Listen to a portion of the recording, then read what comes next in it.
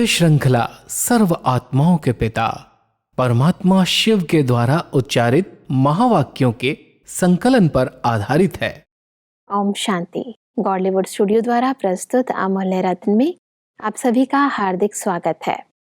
यूं तो परम शिक्षक परमात्मा हमें ज्ञान, योग, धारणा व सेवा की नई नई विधियां सिखाते हैं, परंतु ज्ञान मार्ग में चलते चलते अक्सर हमें सब कुछ साधारण सा प्रतीत होने लगता है और उमंग उत्साह न होने के कारण इंसान अलबेला हो जाता है। इस ठहरती कला को उड़ती कला में परिवर्तन करने की विधि क्या है, आज हम ईश्वरीय महावाक्यों द्वारा समझेंगे। और इन महावाक्यों के स्पष्टीकरण के लिए हमारे मध्य हैं प्रजापिता ब्रह्मा कुमारीज ईश्वरीय विश्वविद्यालय के वरिष्ठ राजयोगी शिक्षक आदरणीय राजू भाई साहब। फिर सब आपका आज के एपिसोड में बहुत बहुत स्वागत है। ओम शांति। फिर सब आज हम बात करेंगे 14 मार्च 1982 के महावाक्यों पर, जिसका टॉपिक है अनुभवों में नवीनता की विधि। फिर सब परमात्मा देश और विदेश का चक्र लगाते हुए हमसे कहते हैं कि विदेशी आत्माएं नकली साधनों को छोड़कर असलियत की तरफ, रूहानियत की तरफ ज़्यादा आकर्षित हो रही हैं और भारतवासी नकली साधनों में मस्त हो गए हैं। अपनी चीज़ को छोड़ पराई चीज़ की तरफ जा रहे हैं और विदेशी आत्माएं असली चीज़ को ढूंढने, परखने और पाने की ज़्यादा इच्छुक हैं। परमात्मा अपने देश और विदेश के बच्चों का समाचार सुना रहे हैं जी। कि भारत की जो प्राचीन संस्कृति रही है, जो आध्यात्मिकता यहाँ की असली चीज़ है, कई बार भारतवासी उस असलियत को, अपनी असली चीज़ को छोड़ करके भौतिकता के पीछे भाग रहे हैं, साधनों के पीछे, सुविधाओं के पीछे, और विदेश के अंदर उनको सब भोग भोग करके सब दुखी हो चुके हैं, परेशान हो चुके हैं। जी। तो वो भारत की जो असली चीज़ है उसकी तरफ आकर्षित हो रहे हैं, रूहानियत की तरफ, आध्यात्मिकता की तरफ वो खिंच करके आ रहे हैं। और परमात्मा कह रहे हैं कि वो तो थक गए उससे, भौतिक चीज़ों को भोग भोग करके वो आध्यात्मिकता की ओर, असलियत की ओर बढ़ रहे हैं। और भारतवासी अभी तक भी भौतिक चीज़ों के पीछे भाग रहे हैं, स्थूल साधनों के पीछे भाग रहे हैं, अपनी रियल जो संस्कृति है उसको भूल करके उस संस्कृति को अपना रहे हैं। जी। तो ये दोनों का समाचार, देश और विदेश का, जो बाबा ने देखा है सैर करते हुए, वो वर्णन कर रहे हैं। और इसलिए परमात्मा कहते हैं कि डबल विदेशी बच्चों की परखने की आंख बहुत तेज है। दूर से परखने की आंख द्वारा, अनुभव द्वारा बाप देख लिया और पा लिया, और भारतवासी उनमें भी परमात्मा को आबू निवासियों पर ज़्यादा तरस है, जो पास होते भी परखने की आंख नहीं। क्योंकि निराकार रूप में परमात्मा का अवतरण होना, तो वैसे भी कहावत है, कहते हैं कि गंगा के घाट का महत्व गंगा पर रहने वालों को नहीं होता। जी। परमात्मा कहता है इतनी दूर देश में रहने वाले विदेशी बच्चे जो अन्य धर्मों में भी चले गए, भाषा, संस्कृति सब बदल गई, फिर भी भारत के अंदर भगवान का अवतरण हुआ, वो निराकार साकार में आया, उसको उन्होंने परख लिया, पहचान लिया। और इतनी दूर दूर से हर साल इतनी मेहनत करके, कमाई करके, इकट्ठा करके पैसा टिकट लेते और भाग भाग करके मिलन मनाने आते हैं। जी। लेकिन जो यहाँ नज़दीक रहने वाले हैं उनको पता ही नहीं चल रहा है कि भगवान का इतना श्रेष्ठ कार्य स्वयं परमात्मा इस आकार सृष्टि पर विश्व परिवर्तन का कार्य कर रहे हैं, वो पहचान नहीं पाते। तो इन पर परमात्मा को विशेष तरस आता है कि देखो साथ हैं, समीप हैं, कई कार्यों में भी मदद करते हैं, लेकिन ये नहीं पता चलता है भगवान का कार्य चल रहा है। तो उनकी आँख तेज है, उनकी परखने की शक्ति तेज है, जो दूर देश में रहते हुए भी, अन्य धर्म में होते हुए भी निराकार परमात्मा इस आकार सृष्टि पर आए हुए हैं, उनको पहचान मिल गई, पहचान लिया और भाग भाग करके उनसे मिलन मनाने आते हैं, और यहाँ रहने वाले उससे वंचित हैं।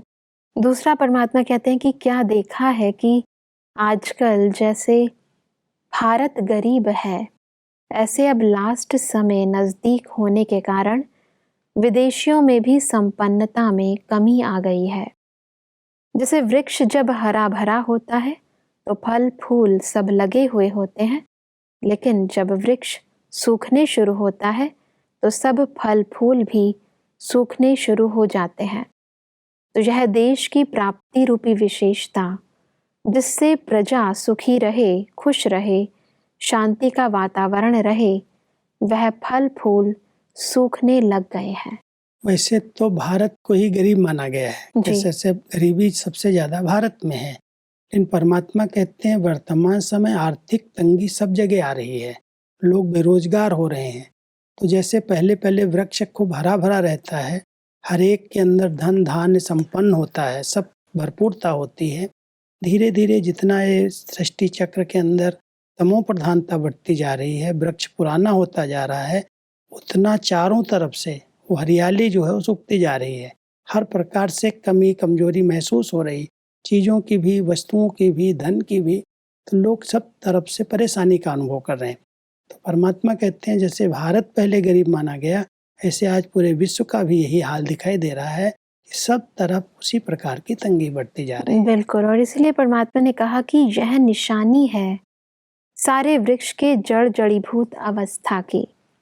तो सारे विश्व में अल्पकाल की प्राप्ति रूपी फल फूल सूखे हुए देखे, सिर्फ बाकी दो बातें हैं, एक मन से मुख से चिल्लाना, और दूसरा कैसे भी मजबूरी से जीवन को, देश को चलाना। चिल्लाना और कार्य से चलाना, यह दो काम बाकी रह गए हैं। खुशी खुशी से चलना वह समाप्त हो गया है। मजबूरी से चलाने वालों को प्राप्ति के पंख दे उड़ाना है, कौन उड़ा सकेगा जो स्वयं उड़ती कला में होगा। वर्तमान समय यही दो परिस्थितियां चारों तरफ से दिखाई देती हैं। जी। भले ऊपर ऊपर से लगता है सब कुछ है इनके पास, लेकिन अंदर अंदर आत्मा परेशानी का अनुभव कर रही, तनाव बढ़ते जा रहे हैं, साधन सुविधाओं से कोई आंतरिक सुख की अनुभूति, शांति की अनुभूति नहीं कर रहे हैं, जी। लेकिन और ही परेशान है, चिल्ला रहे हैं अंदर अंदर से, कोई इनसे मुक्त कराए। एक तरफ चिल्लाना है दुख दर्द में अंदर अंदर परेशान होकर के, और दूसरी तरफ चला रहे हैं कैसे भी, चलने का नाम गाड़ी कहते हैं ना, तो ऐसे चला रहे हैं जीवन को, लेकिन अंदर से खुश नहीं है। जो खुद स्वतः चलनी चाहिए जीवन, वो जीवन में रहते हुए भी शांति नहीं है, सुख नहीं है, पारिवारिक प्यार नहीं है, संबंधों में वो जो सुख था, प्राप्ति थी, वो नहीं है। परमात्मा कहते पूरा वृक्ष, पूरा जो सृष्टि वृक्ष है वो जर्जरीभूत, बिल्कुल वृद्ध पुराना हो चुका है। अब परमात्मा रहमदिल है, बीज है, और वो जानता है जब तक इस वृक्ष को गिराया नहीं जाएगा तब तक नया वृक्ष लगेगा कैसे। तो वर्तमान समय चारों तरफ से इस प्रकार का माहौल है कि एक तरफ आत्माएं दुखी, परेशान, अंदर अंदर तनाव के अंदर आकर के चिल्ला रही हैं, और दूसरी तरफ किसी तरह से कार्य को चला रही हैं, जैसे जीवन को चला रही हैं मजबूरी से। तो परमात्मा को तो रहम आएगा कि आज की परिस्थितियां इस प्रकार की बनी हुई हैं। आगे बढ़ते हैं तो परमात्मा हमसे कहते हैं कि जिस आत्मा को सर्व प्राप्तियों की अनुभूति होगी, उनकी निशानी क्या दिखाई देगी? वह सदा संतुष्ट होगा। उनके चेहरे पर सदा प्रसन्नता की निशानी दिखाई देगी। उनके चेहरे से दिखाई देगा कि यह सब कुछ पाई हुई आत्मा है। क्योंकि ऐसी दुनिया के बीच में जब परमात्मा इस सृष्टि पर अवतरित होते हैं और जिन बच्चों को वो ज्ञान और योग से भरपूर करते हैं, तो परमात्मा कहता है कि ऐसी वृक्ष के अंदर जो इतना दुख है, अशांति है, उसके बीच में आप बच्चे जो हैं वो संतुष्ट हैं, प्रसन्न हैं, क्योंकि आपको सब प्राप्तियां, आंतरिक प्राप्तियां हो रही हैं। जी। तो वो रूप जो हम सबका है वो संतुष्टता और प्रसन्नता का परमात्मा वो भी देखते हैं कि मेरे कुछ बच्चे ऐसे हैं जिनको निश्चय हो गया कि भगवान मिल गया है, उनके द्वारा हमें इतनी सब प्राप्तियां हो रही हैं, वो अंदर से संतुष्ट भी हैं, और संतुष्टता की जो निशानी है वो प्रसन्नता के रूप में झलक रही, दिखाई दे रही है। लेकिन जो संतुष्ट और प्रसन्न है, उनका कर्तव्य बनता है अपने भाई बहनों पर रहम करके उनको भी उससे तृप्त करें, भरपूर करें, उनके दुख और अशांति को दूर करें। जी। परमात्मा कहते हैं कि जैसे स्वयं परवाने बने हो, ऐसे अनेक परवानों को क्षमा के पास लाने वाली आत्माएं हो। तो आपकी उड़ान देखते ही अन्य परवाने भी आपके पीछे पीछे उड़ने लग जाएंगे। जैसे आप सभी हर बात की गहराई में जाते हो, ऐसे हर गुण की अनुभूति की गहराई में जाओ। जितना गहराई में जाएंगे उतना रोज नया अनुभव कर सकेंगे। और जितना हम सबको अनुभव बढ़ते जाएं, हमारे अनुभव जितने बढ़ते जाएंगे उतना अन्य आत्माएं भी देख करके भी सीख जाएंगे। तो जैसे कोई एक पंछी उड़ने वाला होता है तो जो कमज़ोर पंछी होते हैं वो भी उसके पीछे पीछे उड़ने लगते हैं। तो परमात्मा हम सबको वही विशेषता सुना रहे हैं कि जब आप बच्चे हर गुण की गहराई में जाओगे, ज्ञान की गहराई में जाओगे और उसके अनुभवी बन जाओगे, तो जो कमज़ोर आत्माएं हैं वो आपको देख करके, जैसे परवाना आगे चलता है ऐसे दूसरी आत्माएं भी आपको फॉलो करेंगी और समा पर फिदा हो जाएंगी। तो परमात्मा एक बहुत अलौकिक भाषा का यहाँ प्रयोग कर रहे हैं कि जैसे परवाने समा के पीछे भागते हैं, समा जलती है, तो आप बच्चे तो परवाने बन करके उड़ती कला में आ गए उड़ करके, लेकिन जो कमज़ोर हैं, जो बहुत दुखी हैं, चिल्ला रहे हैं, वो आत्माएं भी आपकी प्रसन्नता के आधार से, अनुभूति के आधार से आपको फॉलो करेंगी। तो परमात्मा हम सबको कहते हैं जो ज्ञान सुन रहे हो, जो गुण हैं, जो योग की गहराई है, उसकी अनुभूति करो और जितनी आपने अनुभूति की है उतना आप दूसरों को भी सिखा सकेंगे और वो आपको फॉलो करेंगे। और इसके लिए परमात्मा कहते हैं कि नया अनुभव तब होगा जब एकांतवासी होंगे। एकांतवासी अर्थात सदा स्थूल एकांत के साथ साथ एक के अंत में सदा रहना। क्योंकि इसकी बहुत ज़रूरत है। कोई भी अनुभव करने के लिए, कोई आंतरिक महसूसता करने के लिए एकांत की ज़रूरत होती है। कोई भी चीज़ को हम अच्छा अंदर समाना चाहते हैं, कोई रिसर्च करना चाहते हैं, तो बाह्य रूप से भी एकांत का वातावरण हो, हलचल वाला वातावरण होगा तो कोई रिसर्च या अनुभूति करने में मेहनत है। लेकिन परमात्मा इसके साथ इस एकांत की बहुत गहराई बता रहे हैं। एक के अंत में खो जाना, एक परमात्मा का जो अंत है उस स्वरूप को देखना और उसके साथ कनेक्शन जोड़ना, जिससे एक की याद में जैसे आत्मा खो गई तो सब प्रकार के अनुभव अपने आप होने लगेंगे जी। तो दो प्रकार के एकांत है। एक हम स्थान के एकांत भी ढूंढते हैं, अंदर से भी आत्मा एकांत में जैसे एक की याद में मगन है, एक के अंत में खोई हुई है, तो अनुभव के सागर में जा सकते हैं, अनुभव कर सकते हैं। बिल्कुल। परमात्मा कहते हैं कि एक बाबा शब्द भी जो बार बार कहते हो वह हर बार नया अनुभव होना चाहिए। जैसे शुरू में जब आए तब भी बाबा शब्द कहते थे, मधुबन में आए तब भी यही बोला, और अब जब जाएंगे तब भी बाबा शब्द बोलेंगे, लेकिन पहले बोलने में और अब के बोलने में कितना अंतर होगा। यह अनुभव तो है ना, बाबा शब्द तो वही है, लेकिन जिगरी प्राप्ति के आधार पर वही बाबा शब्द अनुभव में आगे बढ़ता गया। क्योंकि बाबा बाबा तो हम कर रहे हैं, शिव बाबा को भक्ति में भी बाबा कहते थे, लेकिन जब ज्ञान मिला तो भी हमें पहचान दी गई कि वो हमारी आत्माओं का पिता है, वो बाबा है। ऐसे ही धीरे धीरे आत्मा जब और संपर्क में आती और प्राप्तियों का अनुभव करते, उसके जीवन में परिवर्तन आता जाता है, तो बाबा जो है जैसा उसको पहचान करके बाबा कहते हैं। और जब उससे सब प्राप्तियां होने लगती हैं तो दिल से निकलता है मेरा बाबा जी। वो जो भाव है बोलने में वो परिवर्तन दिखाई देता है। एक ऐसा लगता है कि जैसे हमें पहचान मिली है। दूसरा, पहचान के साथ साथ हमने उसको उसके नाम रूप गुण कर्तव्य को अच्छी तरह से अपना बनाया है, और साथ में जब प्राप्तियां हो गई तो अंदर से निकलने लगा मेरा बाबा दिल से जी। तो परमात्मा हम सबको कह रहे हैं बाबा शब्द वही है, लेकिन पहले पहले जब आए तब किस भाव से बोला, फिर जब ज्ञान में चलने लगे तब भाव कौन सा हुआ, और जब बाबा से सन्मुख मिलन मना लिया, प्राप्तियां करने लगे, तब बाबा शब्द बोलने में भी अंतर दिखाई देता है। इसी तरह परमात्मा कहते हैं कि ऐसे सब गुणों में भी रोज नया अनुभव करो। शांत स्वरूप तो हो, लेकिन शांति की अनुभूति किस पॉइंट के आधार पर होती है। जैसे देखो, मैं आत्मा परम धाम निवासी हूँ, इससे भी शांति की अनुभूति होती है, और मैं आत्मा सतयुग में सुख शांति स्वरूप होंगी, उसका अनुभव देखो तो और होगा। ऐसे ही कर्म करते हुए अशांति के वातावरण में होते भी मैं आत्मा शांत स्वरूप हूँ, उसकी अनुभूति करते हो तो उसका अनुभव और होगा। फर्क हो गया ना तीनों में? है तो शांत स्वरूप, ऐसे रोज उस शांत स्वरूप की अनुभूति में भी प्रोग्रेस हो। परमात्मा ने हम सब आत्माओं के जो निजी गुण बताए हैं, 7 आत्मा के निजी गुण हैं, जी और उन गुणों को रोज वैरायटी और नवीनता से अगर हम अनुभव करते हैं तो हम उसमें कुछ न कुछ और अच्छी खोज से अनुभूति कर सकते हैं। तो परमात्मा हम सबको कह रहे हैं, एक तरह से मैं शांत स्वरूप हूँ ऐसी अनुभूति नहीं करो। हलचल के वातावरण में शांति का अनुभव कर रहे हैं, वो एक आत्मा शांत स्वरूप स्थिति में है। लेकिन कभी स्वीट साइलेंस, परम धाम की शांति का अनुभव करो, वहाँ की गहरी शांति कैसी है।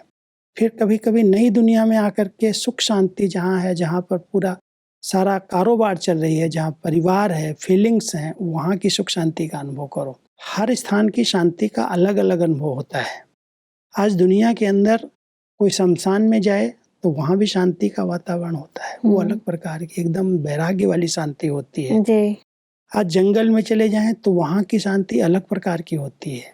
आज मंदिर के अंदर जाते हैं, वहाँ की शांति अलग प्रकार की है। शांति ही, लेकिन हर स्थान के वातावरण के हिसाब से आत्मा अनुभव करती है। जी तो हम सबको परमात्मा कहता है, कोई भी गुण है उसको वैरायटी रूप से अनुभव करने की आदत डालो। प्रेम आपस में भी हमारा है, फिर प्यार के सागर से मिलन हो रहा है, वो भी प्रेम की अनुभूतियां हैं।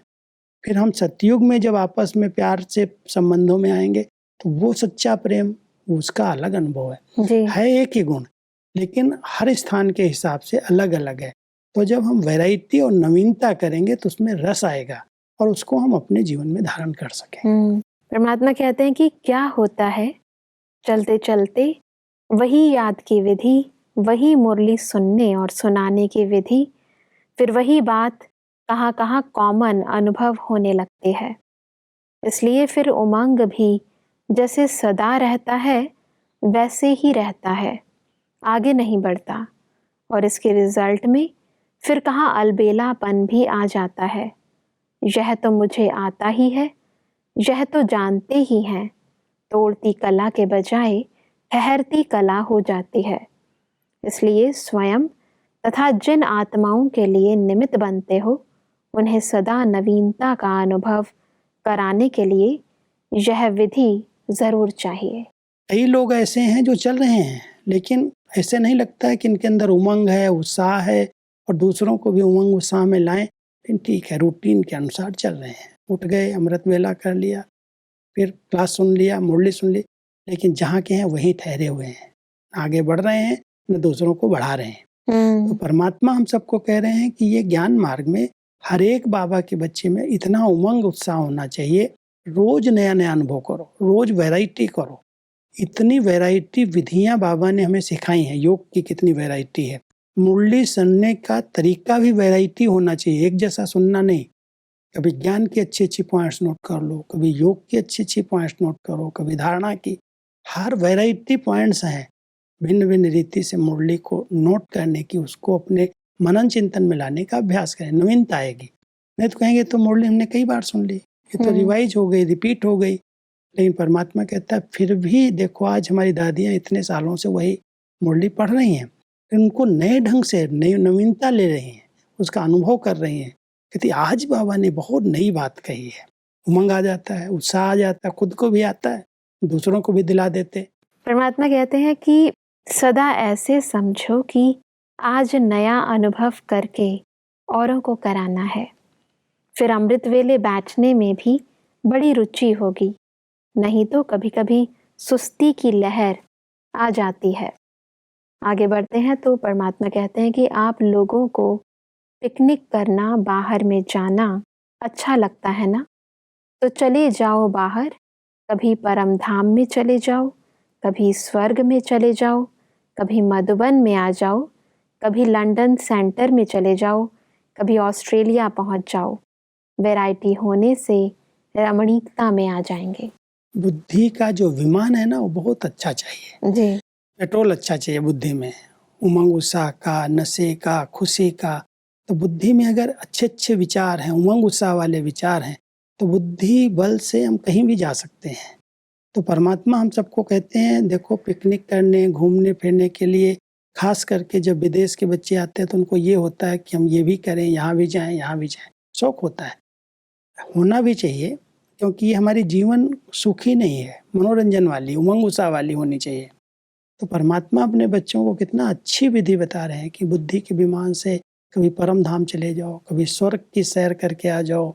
तो जिसकी बुद्धि बहुत स्वच्छ है, क्लीन है, जिसके अंदर नए नए विचार है, उमंग है, उत्साह है, नशा है, वो बुद्धि रूपी विमान को आर्डर देते हैं और वहाँ पहुँच जाते हैं, उसके अच्छे अच्छे अनुभव कर लेते हैं। वो कभी भी योग में बोर नहीं होते। बाबा कहते हैं कुछ न कुछ नया करो, इस बुद्धि को बहुत अलर्ट रखो और इसको अच्छे अच्छे विचार दो। जब आगे बढ़ते हैं तो परमात्मा से एक प्रश्न पूछा गया है कि चलते चलते पुरुषार्थ में जब रुकावट आती है तो क्या करना चाहिए, रुकावट आने का कारण क्या होता है। तो उसका उत्तर परमात्मा देते हैं कि जब कई प्रकार के पेपर्स सामने आते हैं तो उन पेपर्स का सामना करने की शक्ति न होने के कारण पुरुषार्थ में रुकावट आ जाती है। ऐसे समय पर दूसरों का सहयोग लेना ज़रूरी होता है। कई बार ऐसे होता है कि हम चलते चलते अनुभव करते हैं कि पुरुषार्थ बहुत भारी है, थक गए हैं, नहीं आगे बढ़ रहे हैं। तो ऐसे समय पर कोई भी परिस्थितियाँ आती हैं, पेपर्स हर एक के सामने आते हैं।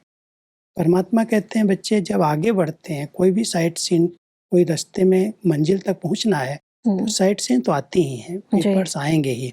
लेकिन अगर मान लो आप बाबा के साथ डायरेक्ट शक्ति नहीं ले पा रहे हो, तो जो निमित्त आत्माएं हैं, जो जिनमें आपका फेथ है, उनको अपनी सच्ची बात सुनाओ और फिर उनसे कुछ न कुछ गाइडलाइन मिल जाएंगी, सहयोग मिल जाएगा, तो जो आपका रुकावट का कारण है वो दूर हो जाएगा। जी।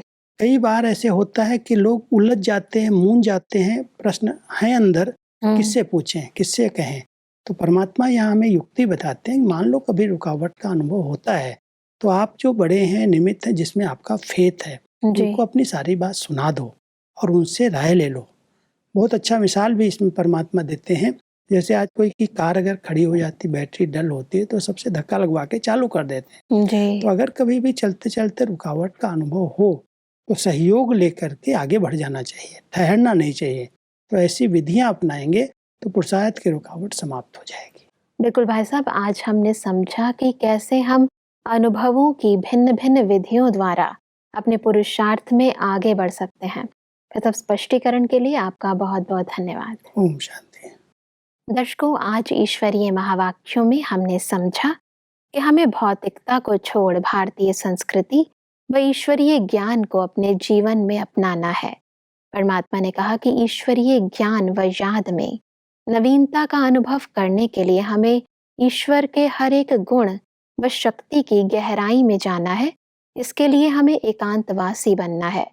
परमात्मा ने कहा कि पुरुषार्थ में रुकावट ना आए, उसके लिए हमें सदा एक दूसरे को सहयोग देना है और सहयोग लेना है। दर्शकों, आज ईश्वरीय महावाक्यों से संबंधित यदि आपके मन में कोई भी प्रश्न आए तो आप हमें ईमेल कर सकते हैं। हमारा ईमेल आईडी है amulyaratna@godlywoodstudio.org। अगले एपिसोड में एक और अव्यक्त वाणी के साथ आप सभी के समक्ष हम फिर हाजिर होंगे। तब तक के लिए लेते हैं इजाजत। ओम शांति। मुख्य सार, अनुभवों में नवीनता की विधि। हर गुण की अनुभूति की गहराई में जाओ, एकांतवासी बनो। एकांतवासी बनना अर्थात स्थूल एकांत के साथ साथ एक के अंत में रहना। पुरुषार्थ में रुकावट आने का कारण और निवारण, पेपर्स का सामना करने की शक्ति न होना। ऐसे समय पर जिस भी आत्मा में आपका फेथ हो, उससे सहयोग लेकर आगे बढ़ना, क्योंकि उस समय डायरेक्ट पाप से सहयोग लेने की हिम्मत नहीं होती। एक बाबा शब्द कहने से हर बार नया अनुभव होना चाहिए। अधिक जानकारी के लिए संपर्क करें Amulya Ratan, Godlywood studio, Manmohini Van, Shantivan post, Abu road, 307510, district Sirohi, Rajasthan. Email ID है amulyaratn@godlywoodstudio.org। इस श्रृंखला को प्रजापिता ब्रह्मा कुमारीज ईश्वरीय विश्वविद्यालय के सेवा केंद्रों पर क्लास में नियमित रूप से चलाने के लिए गॉडलीवुड स्टूडियो से संपर्क करें।